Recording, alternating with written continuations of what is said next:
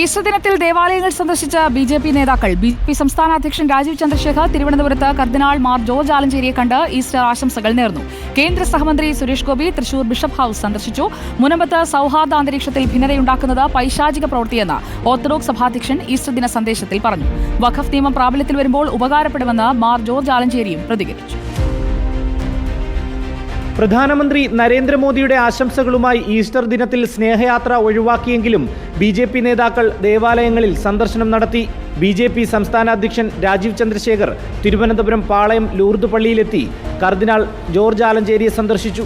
വഖഫ് bill നടപ്പിലാക്കുമ്പോൾ മുനമ്പം പ്രശ്നത്തിന് പരിഹാരമുണ്ടാകുമെന്ന് അദ്ദേഹം പ്രതികരിച്ചു.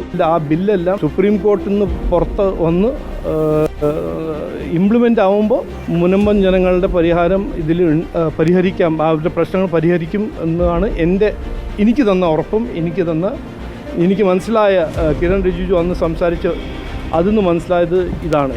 നിയമത്തിന്റെ പ്രായോഗിക വശം പ്രാബല്യത്തിൽ വരുത്തുമ്പോൾ മുനമ്പത്തെ ജനങ്ങൾക്ക് ഉപകരിക്കുമെന്ന് കർദിനാൾ ജോർജ് ആലഞ്ചേരി പറഞ്ഞു. നിയമത്തിന്റെ പ്രായോഗികമായ വശങ്ങളെല്ലാം പ്രാവർത്തികമാക്കുമ്പോൾ ജനങ്ങൾക്ക് അത് ഉപകരിക്കുമെന്നുള്ളതാണ് രണ്ട് സർക്കാരുകളും പറയുന്ന ഒരു കാര്യം. കേന്ദ്ര സഹമന്ത്രി സുരേഷ് ഗോപി തൃശൂർ പുത്തൻപള്ളിയിലും ലൂർദ് ദേവാലയത്തിലും ഒല്ലൂർ സെന്റ് റാഫേൽ ദേവാലയത്തിലും സന്ദർശനം നടത്തി. തൃശൂർ ബിഷപ്പ് ഹൌസിലെത്തിയ സുരേഷ് ഗോപിയെ CBCI അധ്യക്ഷൻ മാർ ആൻഡ്രോസ് താഴത്തും വൈദികരും ചേർന്ന് സ്വീകരിച്ചു. മുനമ്പത്ത് സൗഹാർദ്ദ അന്തരീക്ഷത്തിൽ ഭിന്നത ഉണ്ടാക്കുന്നത് പൈശാചിക പ്രവൃത്തിയെന്ന് ഓർത്തഡോക്സ് സഭാ അധ്യക്ഷൻ ബെസേലിയോസ് മാർത്തോമ മാത്യൂസ് തൃതീയൻ കത്തോലിക്ക ബാബ ഈസ്റ്റർ സന്ദേശത്തിൽ പറഞ്ഞു.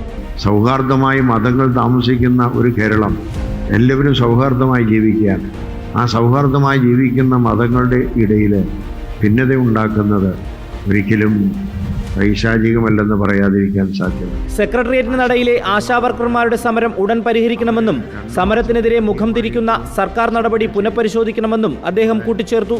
റിപ്പോർട്ടർ, തിരുവനന്തപുരം.